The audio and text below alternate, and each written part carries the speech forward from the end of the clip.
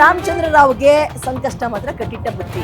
ನಾಗರಿಕ ಹಕ್ಕು ಜಾರಿ ನಿರ್ದೇಶನಾಲಯದ ಡಿಜಿಪಿ ರಾಮಚಂದ್ರ ರಾವ್ಗೆ ಕಂಟಕ ಫಿಕ್ಸು. ಡಿಸಿಆರ್ಇ ಡಿಜಿಪಿ ಹುದ್ದೆಯಿಂದ ಸಸ್ಪೆಂಡ್ ಆಗ್ತಾರಾ? ಒಂದು ವೇಳೆ ಮಹಿಳಾ ಆಯೋಗ ಎಂಟ್ರಿ ಕೊಟ್ಟರು ಕೂಡ ಇದು ತನಿಖೆ ಇನ್ನೊಂದು ರೀತಿಯಲ್ಲಿ ನಡೆಯುತ್ತೆ. ಕಚೇರಿಯಲ್ಲೇ ಈ ರೀತಿಯಾಗಿ ಅಸಹ್ಯವಾಗಿ ನಡ್ಕೊಂಡಿರೋ ಈ ಮನುಷ್ಯ ಸಸ್ಪೆಂಡ್ ಆಗ್ತಾರಾ? ಗೊತ್ತಿಲ್ಲ. ಯಾರಿಗಾದ್ರೂ ಎಂತೆಂಥ ಪ್ರಶ್ನೆಗಳು ಬರುತ್ತೆ ನೋಡಿ. ಒಂದು ಆಫೀಸ್ ಒಳಗೆ ಈ ರೀತಿಯಾಗೆಲ್ಲ ನಡ್ಕೊಳ್ತಾರ, ಅದ್ರಲ್ಲೂ ಈ ಪ್ರಮಾಣದ ಈ ಹಂತದ ಹೈಯರ್ ಆಫೀಸರ್ಸ್ಗಳು. ನೀವುಗಳು ಹೆಂಗಂದ್ರೆ ನೀವು ಅಂಡರ್ನಲ್ಲಿರೋರಿಗೆ ಏನ್ರಿ ಬುದ್ಧಿ ಹೇಳ್ತೀರಿ? ನೀವು ಏನ್ ಡಿಸಿಪ್ಲಿನ್ ಕಲಿಸ್ತೀರಿ? ಅಂಡ್ ಎರಡನೇದು, ಆ ಹೆಣ್ಣು ಮಗಳು ಯಾರು? ಡಿಪಾರ್ಟ್ಮೆಂಟ್ ಅವಳ ಅಥವಾ ಬೇರೆಯವರ? ಏನಾದ್ರು ಆಮಿಷ ಒಡ್ಡಿದ್ರಾ? ಯಾವ್ದಾದ್ರು ಇನ್ವೆಸ್ಟಿಗೇಷನ್ ಅಥವಾ ಒಂದು ಕೇಸ್ಗೆ ಸಂಬಂಧಪಟ್ಟಂತೆ ಪರಿಚಯ ಆದವರ? ಕುಟುಂಬದವರ ಅಥವಾ ಸ್ನೇಹಿತೆನಾ ಅಥವಾ ಯಾರಾಕೆ?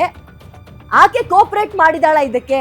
ಅದು ಕೂಡ ಮೇನ್ ಥಿಂಗ್ ಆಗುತ್ತೆ. ಮಹಿಳಾ ಆಯೋಗ ಎಂಟ್ರಿ ಕೊಡುತ್ತೆ ಅಥವಾ ಆಕೆಗೆ ಆಗಿರೋದು ದೌರ್ಜನ್ಯ ಅನ್ನೋದ್ರಲ್ಲಿ ಎರಡು ರೀತಿ ಕನ್ಸಿಡರ್ ಮಾಡ್ಬೋದು ನೋಡಿ. ಒಂದೇನು ಅಂತ ಹೇಳಿದ್ರೆ, ಬಲವಂತವಾಗಿ ಆಕೆ ಬಿಡಿಸ್ಕೊಳಕ್ ಪ್ರಯತ್ನ ಪಡ್ತಾ ಇದ್ರು, ಬಲವಂತವಾಗಿ ಆಕೆಗೆ ಹಿಂಸೆ ಕೊಡೋದು, ಲೈಂಗಿಕವಾಗಿ ದೌರ್ಜನ್ಯ ಮಾಡೋದು ಒಂದು. ಎರಡನೇದೇನು ಅಂತ ಹೇಳಿದ್ರೆ, ಆಕೆ ಕೋಪರೇಟ್ ಮಾಡ್ತಾ ಇದ್ರು, ಆಕೆಗೆ ಏನಾದ್ರು ಆಮಿಷ ಒಡ್ಡಿದಾರಾ? ಇದು ಕೂಡ ಕನ್ಸಿಡರ್ ಮಾಡ್ಬೇಕಾಗುತ್ತೆ. ಸೊ ಇವೆಲ್ಲವೂ ಆಗ್ಬೇಕು ಅಂದ್ರೆ ತನಿಖೆಗೆ ಇಳಿಬೇಕು. ಏನೇ ಆಗ್ಲಿ, ರಾಜ್ಯದ ಪೊಲೀಸ್ ಇಲಾಖೆಯ ಮಾನ ಮರ್ಯಾದೆ ಈ ಪ್ರಮಾಣದಲ್ಲಿ, ಈ ಹಂತದಲ್ಲಿ ಇಂಥ ಆಫೀಸರ್ಗಳಿಂದ ಹೋಗುತ್ತೆ ಅಂದ್ರೆ ಶೇವ್, ಛೀ ಅಂತಾರೆ, ಥೂ ಅಂತಾರೆ.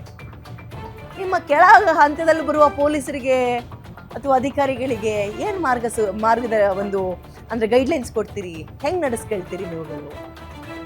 ನಿಮ್ಮ ಮೇಲಿದ್ದಂತಹ ಅಭಿಪ್ರಾಯ, ಗೌರವ, ರೆಸ್ಪೆಕ್ಟು ಎಲ್ಲ ಮಣ್ಣು ಪಾಲು, ಬೀದಿಗೆ ಬಿದ್ದಿದೆ ಮರ್ಯಾದೆ.